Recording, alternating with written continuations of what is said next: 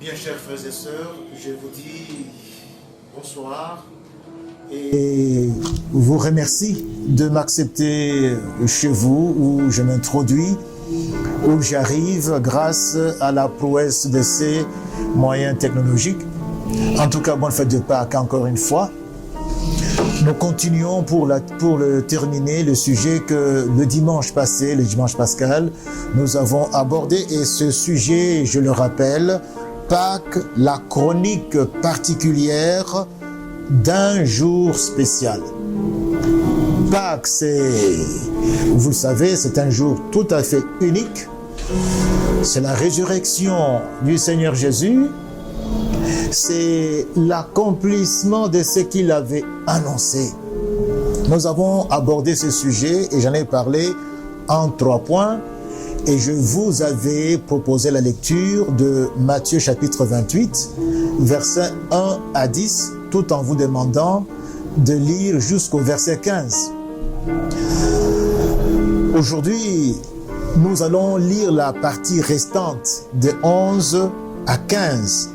Il s'agit bien sûr des témoins malgré eux. C'est l'intitulé de ce sous-thème de ce point de ce soir, les témoins malgré eux. Il s'agit des témoins de la résurrection.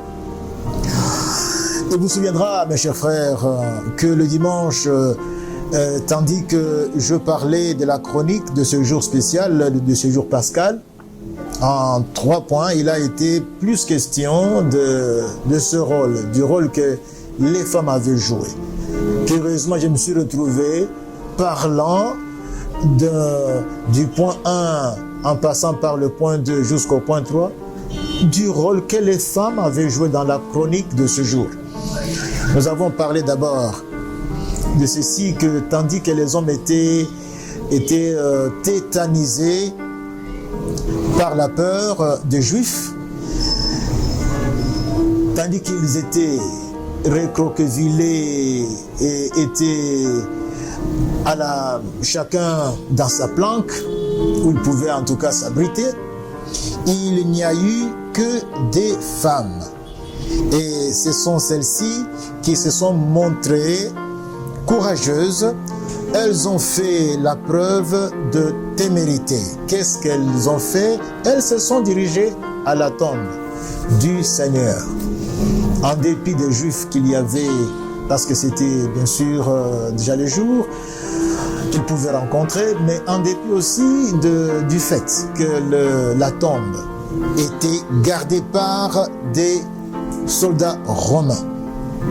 Deuxièmement, nous avons parlé encore des femmes. Comment cela? Quand elles arrivent au tombeau, c'est alors qu'il y a ce tremblement de terre, cet ange qui descend du ciel, qui roule la pierre qui était au tombeau. Il y a ce spectacle qui est en tout cas bouleversant. Et les soldats et les femmes, tous ont peur. Les soldats qui montaient la garde tremblent, les anges les laissent trembler. Les femmes, bien sûr, elles tremblent aussi, elles ont peur, mais les anges les rassurent. Il dit, les femmes sont là et on leur dit, pour vous, ne craignez pas, car je sais que vous cherchez Jésus qui est crucifié. C'était le deuxième point. Au troisième point également, la résurrection de Jésus ayant été constatée. Il faut donc rappeler que la résurrection est l'exhaustivité du salut. L'œuvre du salut, c'est-à-dire l'œuvre de Jésus, c'est la mort, mais aussi la résurrection. Nous avons rappelé que c'est comme le verso, le recto et le verso d'une pièce. Aujourd'hui, on peut aussi ajouter que c'est comme les débuts d'un récit. Là, c'est la mort.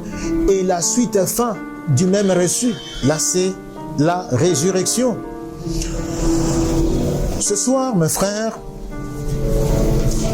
ce sont les 5 derniers versets les 5 versets suivants qui vont nous intéresser. De Matthieu chapitre 28, verset 11 au verset 15.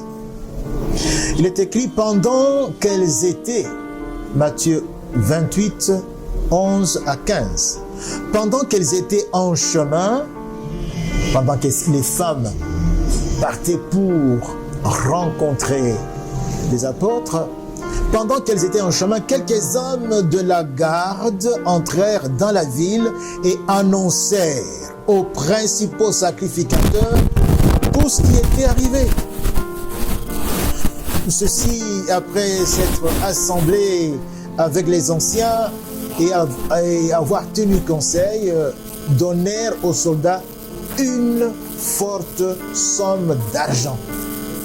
Pourquoi? En disant: dites, ces disciples sont venus de nuit le dérober pendant que nous dormions. Et le gouverneur, s'il l'apprend, nous la peserons et nous vous tirerons de peine. Les soldats prirent l'argent et suivirent les instructions qui leur furent données. Et ce bruit s'est répandu parmi les Juifs jusqu'à ce jour. J'ai 2 points que je vais partager ce soir, rapidement. Le premier point, c'est qu'il témoigne sans avoir reçu mandat. Qui sont ces témoins qui sont là sur le terrain sans mandat? Ce sont les soldats. Les soldats qui étaient là, d'après les sacrificateurs, qui n'avaient qu'un rôle secondaire, un rôle pas tellement les impliquant dans toutes les manœuvres qu'ils ont eux-mêmes fabriquées. Leur rôle, c'était juste d'assurer que personne ne peut venir, ne peut s'approcher de la tombe. Ce sont eux qui vont être des témoins malgré eux, les témoins de la résurrection, malgré eux.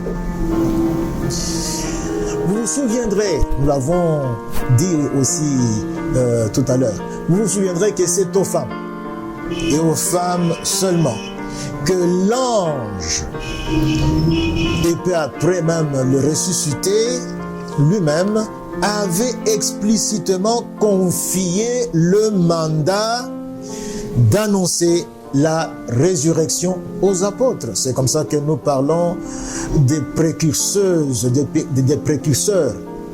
Les deux se disent du témoignage. Nous nous rappelons qu'on a lu les versets 6 et 7 le dimanche. L'ange dit aux femmes: il n'est point ici, il est ressuscité, comme il avait dit. Venez, voyez là où il était couché, et allez promptement dire à ses disciples qu'il est ressuscité des morts. Plus loin, il rencontre le ressuscité au verset 9. Nous lisons: ne craignez pas, allez dire à mes frères. C'est vraiment sympathique de la part de Jésus. Allez dire à mes frères. Comme pour les encourager, comme pour dire que bien que vous ayez pris fuite, bien que vous m'ayez laissé seul, vous êtes mes frères. Je suis allé combattre pour vous. Allez dire à mes frères de se rendre en Galilée. C'est là qu'ils me verront. Lorsque nous allons plus loin, au verset 11, il est dit: pendant qu'elles étaient en chemin pour aller là où et l'ange et Jésus leur avaient dit d'aller. Pendant qu'elles étaient en chemin, quelques hommes de garde entrèrent dans la ville, quelques hommes, et annoncèrent aux principaux sacrificateurs tout ce qui était arrivé. Je voudrais noter ici qu'il s'agit de quelques hommes. C'est pour dire que tous qui étaient commis à la garde ne sont pas venus vers les sacrificateurs. Quelques-uns, bien sûr, s'étaient sûrement fait la belle et avaient cherché où aller se terrer. Tellement ce qu'ils avaient vu, ce qu'ils avaient vécu était au-delà de ce qu'ils pouvaient se représenter, c'était au-delà de ce qu'ils pouvaient supporter. Alors ces quelques hommes qui sont entrés dans la ville vont annoncer au sacrificateur quoi? Tout ce qui était arrivé, tout ce qui était arrivé. C'est quoi par exemple? Bien, le samedi nous sommes allés, comme c'était convenu, pour la garde, nous sommes restés, on a scellé bien sûr sous votre regard, on a scellé l'entrée de la tombe avec la pierre, de sorte que personne ne pouvait venir bouger. Nous sommes restés accomplir notre mission. La nuit est arrivée, nous étions là.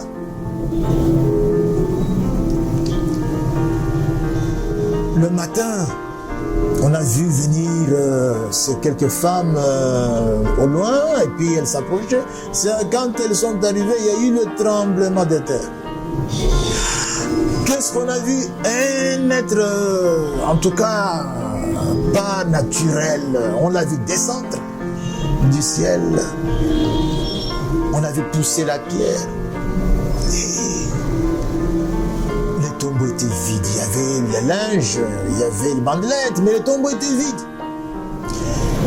Voilà ce que ces gens ont vécu. Voilà ce qu'ils doivent avoir rapporté. Mais dire cela, mes frères, n'est-ce pas l'aveu de la résurrection? N'est-ce pas dire que effectivement, ce qu'on craignait, ce qu'on ne voulait pas est arrivé? J'ai dit que hier on a parlé, dimanche, on a parlé des femmes pratiquement quand on parlait de la chronique, des faits de ce jour. Aujourd'hui on va parler des hommes. On va parler du rôle que les hommes ont joué dans cette chronique, un rôle pas très reluisant. Mes frères, la résurrection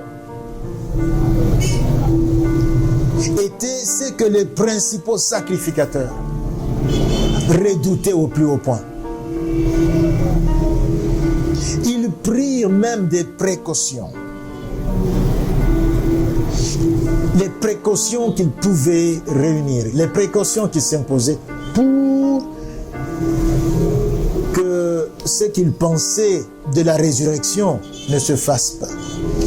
Il faut noter que ici, ils pensaient, bien sûr, tout ce qu'ils avaient comme entendement, compréhension de la résurrection, c'était la résurrection à la Lazare.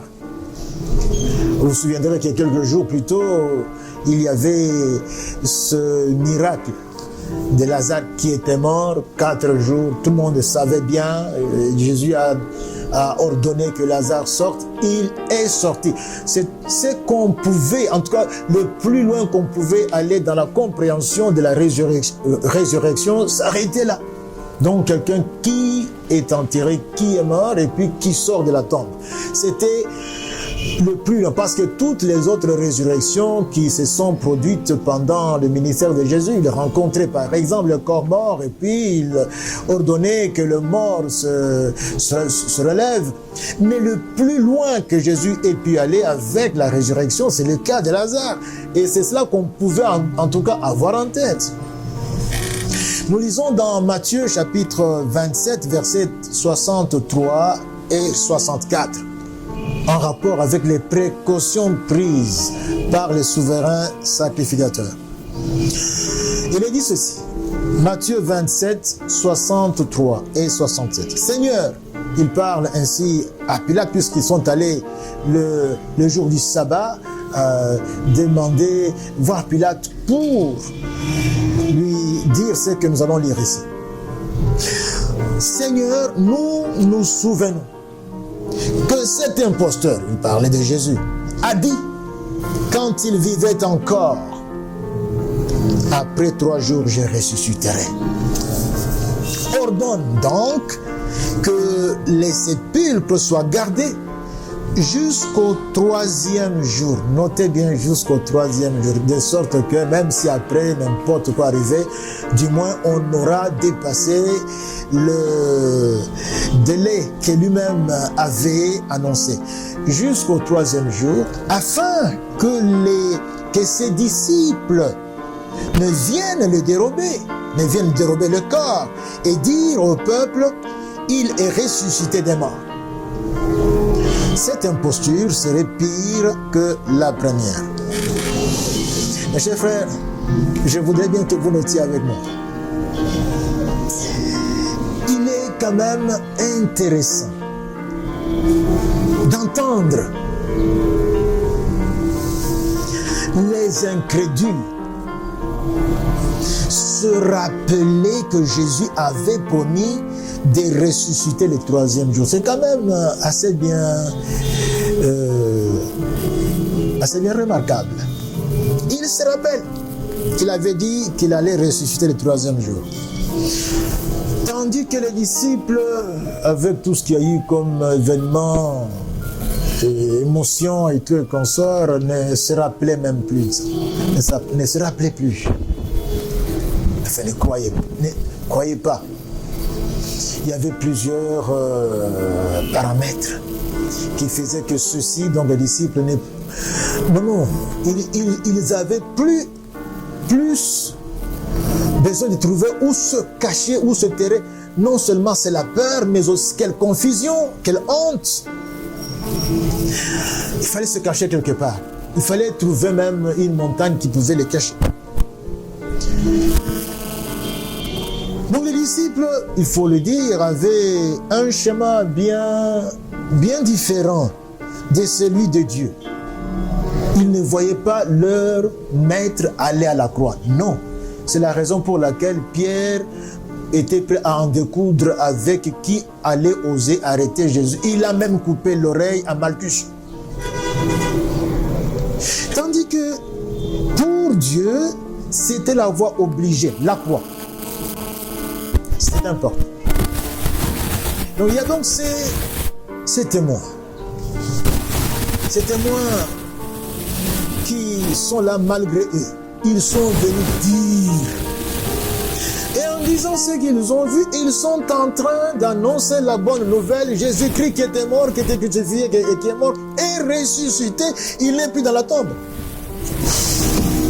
Des témoins malgré eux. Même ceux qui s'opposent à Dieu sont en train, Dieu va les utiliser pour se glorifier. Dieu, c'est quelqu'un à qui il ne faut pas s'opposer. Vous-même qui vous opposez à Dieu, vous allez tout simplement vous retrouver en train de servir à la gloire de Dieu. De servir à sa gloire. C'est le cas. Ici, ils sont en train de parler de la résurrection de Jésus avant que les femmes n'en aient parlé aux apôtres. C'est pour dire qu'ils sont en train d'annoncer la bonne nouvelle. Deuxièmement, c'est avec ce deuxième point qu'on va se terminer, qu'on va s'arrêter ce soir. Les tout premiers bénéficiaires de la bonne nouvelle ne la reçoivent pas. Il s'agit de la bonne nouvelle. Les tout premiers destinataires, que dis-je, les tout premiers bénéficiaires, ceux qui vont bénéficier malgré eux aussi. En tout cas, c'est quelque chose auquel ils ne s'attendaient pas. Premièrement, il y a ici, il faut noter, la compréhension, l'entendement. Nous avons déjà effleuré cela plus haut. Que les principaux sacrificateurs avaient de la résurrection, cette compréhension, cet entendement était erroné.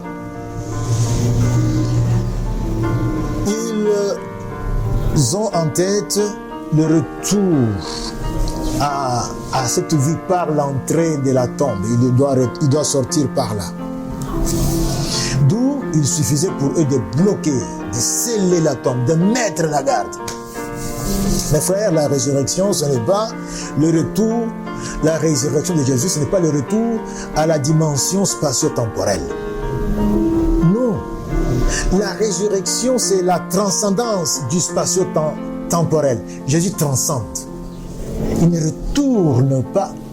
Jésus transcende. Il emporte avec lui plus que, disons, il intègre plus que le spatio-temporel avec la résurrection. Donc il n'a pas besoin de la sortie par l'entrée de la tombe.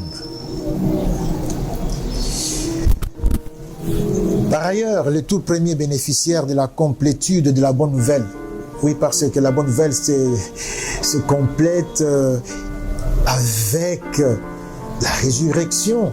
La mort pour nous, c'est déjà bon. Jésus est mort pour nous. Le châtiment qui nous donne la paix est tombé sur lui. C'est déjà très bon. Jésus pouvait même ne pas apparaître, mais il aurait accompli sa mission sur la terre. Oui, la mort, c'est déjà bon. Mais la résurrection vient compléter l'œuvre de Jésus. Alors, le tout premier bénéficiaire, disais-je, de cette bonne nouvelle, telle que elle est totalement livrée, mort et résurrection, il s'agit de la résurrection du Sauveur de l'humanité qui était mort crucifié et qui est ressuscité. C'est ce qu'on vient leur dire. Sombre dans le déni, plonge dans le déni devant l'évidence. C'est comme autrefois pour nous, les enfants de 1900 qui avons suivi la conférence nationale, on a là la couleur blanche. Mais les conférenciers à qui on avait remis la corruption, on leur dit, allez dire que c'est noir. Et tous les grands des grands, toute l'élite intellectuelle, l'élite du pays qui était là, la crème du pays qui était là réunie à la conférence, ils disaient, non, vous ne voyez pas bien, c'est noir, alors que c'est blanc. Non, mais c'est noir. Le déni. Le déni. Donc quand on est rempli de ce que l'on veut, et qu'on s'accroche à cela, Dieu n'a pas placé ce qu'il nous apporte, n'a pas où placer ce qu'il nous apporte. C'est comme ça que Jésus dit dans Matthieu 5, verset 4, « Heureux les pauvres en esprit ». Ici, ce sont des gens remplis de ce qu'eux voulaient garder et peu disposés à recevoir. Pas même peu disposés, non disposés à recevoir. Ils ne peuvent pas. Quand on lit ce verset jusqu'à la fin, heureux les pauvres en esprit, car le royaume des cieux est à eux. Voilà comment ils se privent du royaume des cieux. Jean, chapitre 1er, verset 12, dit qu'à tous ceux qui l'ont reçu, à ceux qui croient en son, Jésus donne le pouvoir de devenir enfants de Dieu. Ici, ils sont à l'autre antipode. Ils ne veulent pas de son vivant, quand Jésus était avec eux, ils ne voulaient pas. Et maintenant, on vient leur dire que celui dont vous ne voulez pas la paix est ressuscité. Ils font encore pire. Non seulement ils refusent de croire, parce que c'est une évidence, mais ils vont même monter toute une manœuvre, une machination, pour que la vérité là soit résolvée dans le mensonge. Romains chapitre 10, verset 17, dit ceci que la foi vient de ce que l'on entend. Ce que l'on entend de la parole de Christ. C'est là d'où vient la foi qui sauve. Ici, nous avons des gens qui ne veulent même pas de ce Christ. Donc la parole qui peut venir de ce Christ, ils ne peuvent la recevoir. Donc au lieu même de se taire et de se cacher et d'ignorer cet épisode, non, mais voilà, qui plonge d'abord dans la dénégation Et ensuite, ils péchèrent pour propager cette dénégation. Il n'est pas ressuscité. Ces disciples sont venus pendant que nous dormions et ont emporté son corps. Ce que les disciples ne pouvaient même pas faire. Donc tout ce qui était réuni pour que le projet de Dieu ne s'accomplisse pas a dû servir à faire éclater la gloire de Dieu. Car la présence même des soldats romains était un élément qui allait contribuer comme contre-argument à cette délégation. En effet, les disciples qui étaient apeurés et qui avaient cherché dans leur peur où trouver une plante, ne pouvaient pas revenir pour se mesurer aux soldats romains. Et dire qu'ils dormaient, c'est une aberration, personne ne pouvait croire. Néanmoins, on croit à ce qu'on choisit de croire. Ils disent, jusqu'à ce jour, on nie. Donc, le bruit là court. Et moi, je voudrais ici, avant de terminer, mes frères, vous dire que jusqu'à ce jour, la messianité de Jésus est niée. Quand je parle de la messianité, c'est le fait qu'on reconnaisse qu'il est fils de Dieu et qu'il a effectivement accompli l'œuvre pour laquelle il était venu sur la terre. Et Dieu a agréé cette œuvre avec la preuve de la résurrection. Alors on nie la messianité de Jésus comme s'il n'y avait même pas cette œuvre-là. Comment cela? L'on s'attaque frontalement à l'œuvre que Jésus a accomplie. Frontalement. De deux façons. La première, il y en a qui nient que Jésus soit mort à la croix. Ils disent que, comme les musulmans, ils racontent que même quand il était à la croix, avant qu'il ne monte à la croix, on a utilisé de corps, on a pris d'individus, on a pris un de ses disciples et on l'a placé à la place de Jésus. Tout cela pour que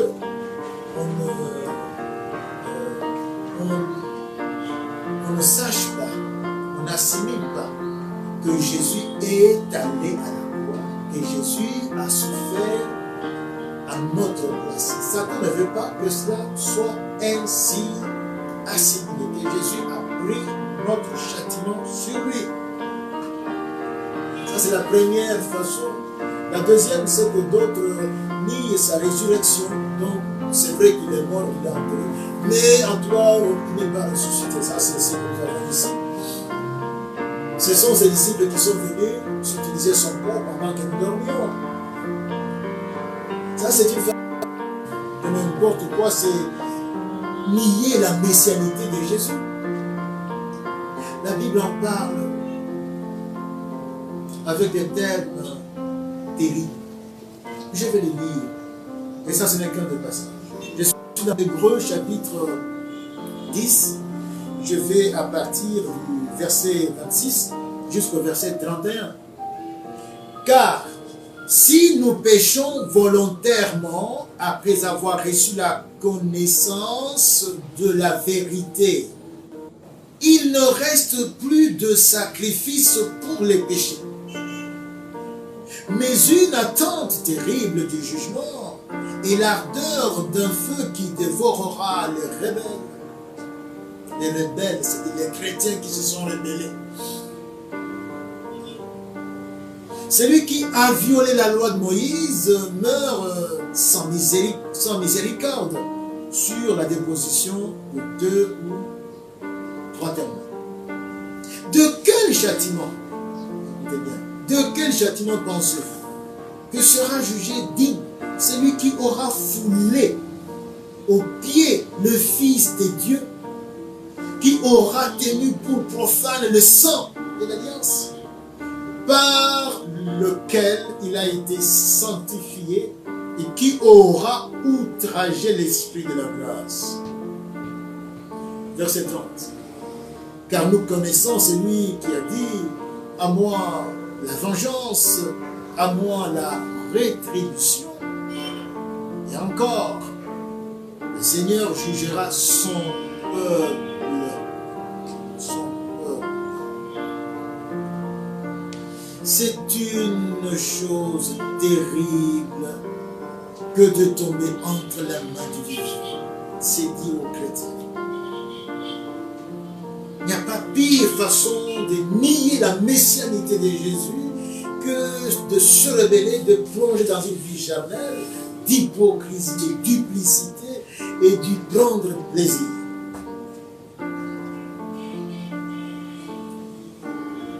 Je vais conclure, mes frères. Il y aura des passages que je ferai allusion. Je vais conclure avec deux appels. La chronique de ce jour pascal, puisque on revient à ce que ça m'a parlé, se termine avec cette double interpellation. La première interpellation, la voici. Es-tu jusque-là dans le déni de l'œuvre de Jésus? Comment est-ce qu'on peut être dans le déni de l'œuvre de Jésus? C'est par ignorance. Par ignorance, on ne l'a pas encore reçu. On vit comme tous les hommes. On est dans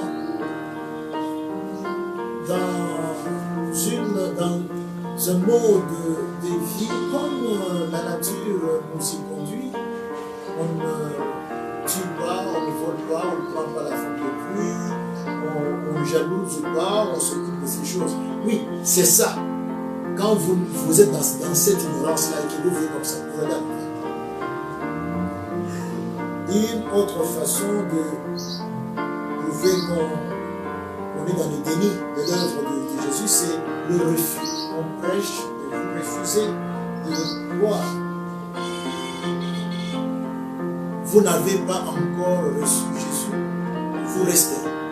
Même si vous êtes dans la famille chrétienne, même si vous côtoyez les amis chrétiens, mais vous ne croyez pas, vous ne recevez pas, vous n'avez pas encore dit à Jésus, entre dans ma vie.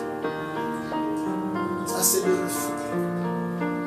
Pour vous deux qui êtes dans ce cas, j'ai une bonne nouvelle ce soir. La voici. Je prends d'abord le texte de Jean, chapitre 3, verset 16. Il est dit, Dieu a tant aimé le monde qu'il a donné son Fils unique, afin que quiconque croit ne périsse point, mais qu'il ait la vie éternelle. Aujourd'hui, je te supplie, donne ta vie à Jésus.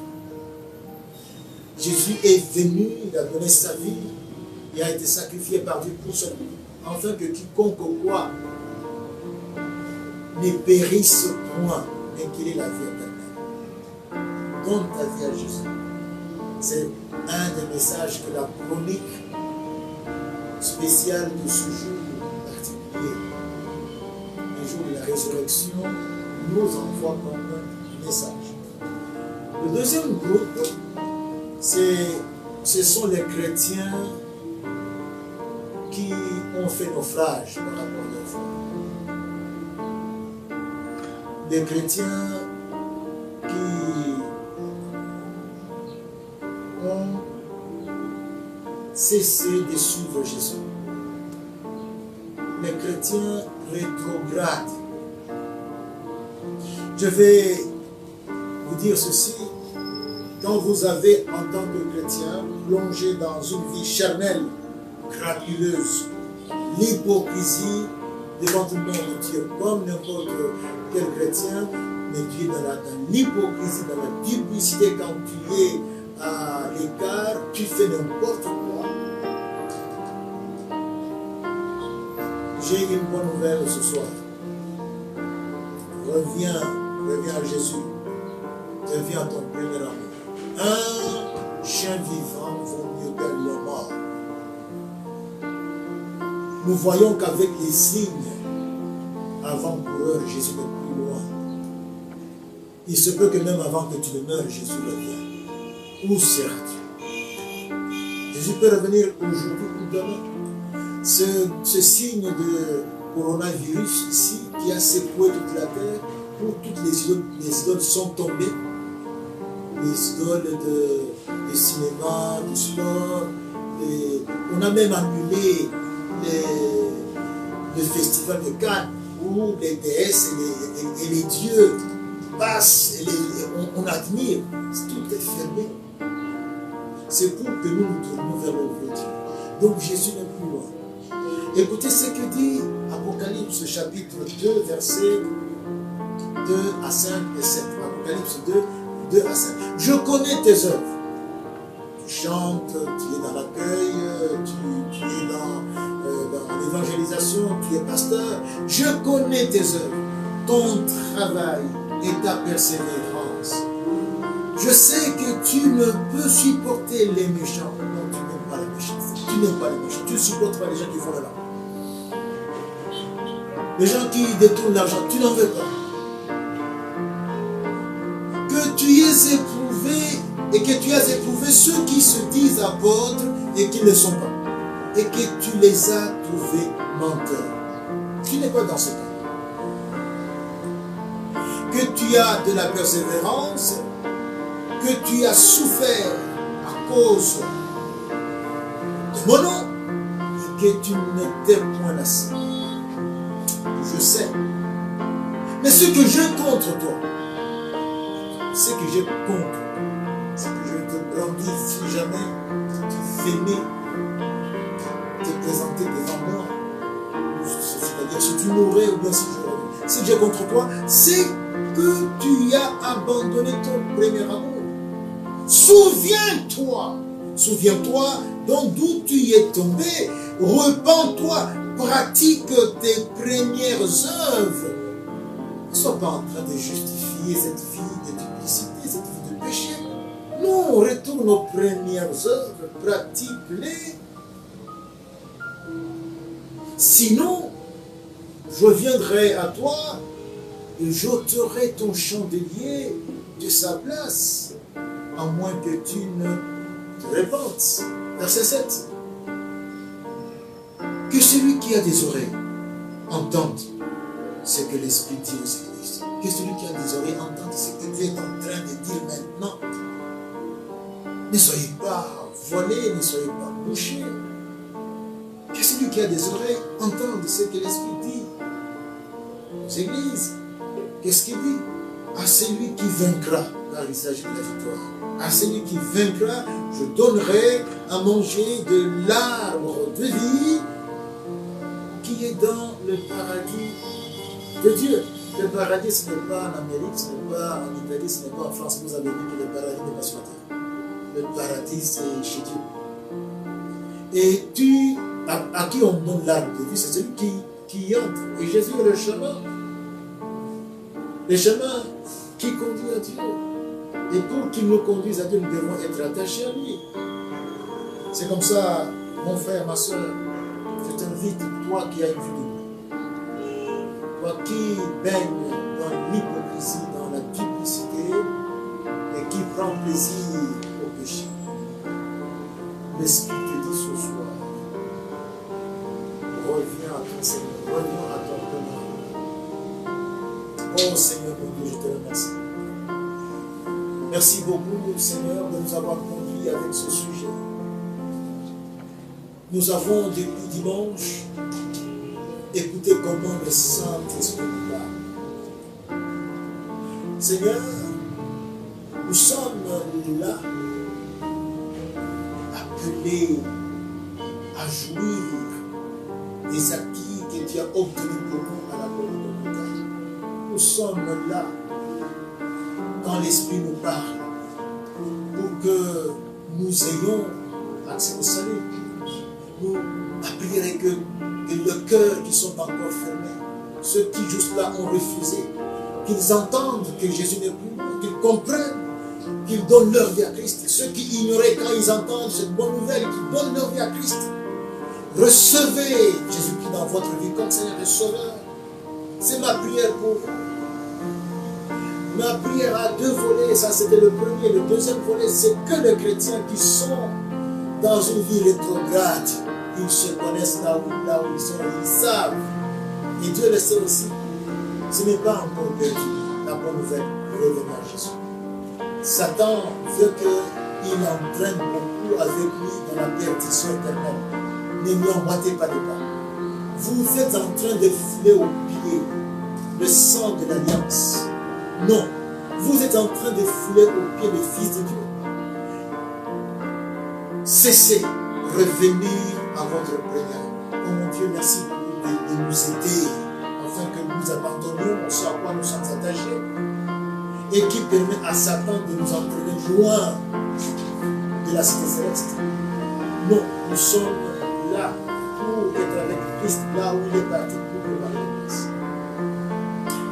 C'est ainsi que je prie pour toute notre Église, la paroisse protestante, l'université protestante, l'université pédagogique nationale. Bénis tous les membres, toutes les familles. Je viens, Seigneur, de remettre toute la IPK, donc l'aumônerie protestante à Kinshasa, la IPC, l'aumônerie protestante au Congo. Je te remets, Seigneur, notre moyen provincial urbain, je te remets le moyen national. Je viens avec les CC, je viens, Seigneur, avec toute l'Église en RDC. Je viens avec, Seigneur, l'Église dans le monde entier. Je prie pour que le peuple de Dieu se tourne vers toi et que tu bénisses les hommes, tu bénisses la terre. Merci de nous consoler, de venir arrêter cette plaie qui est en train de tuer par ici et par là, avec voracité. Interviens, Seigneur, sans toi, nous ne pourrons pas savoir ce qu'il faut faire. Interviens et retourne-nous à ton œuvre, à ton travail de façon normale, avec toutes les leçons apprises. Nous t'avons prié ainsi au nom de Jésus-Christ. Amen.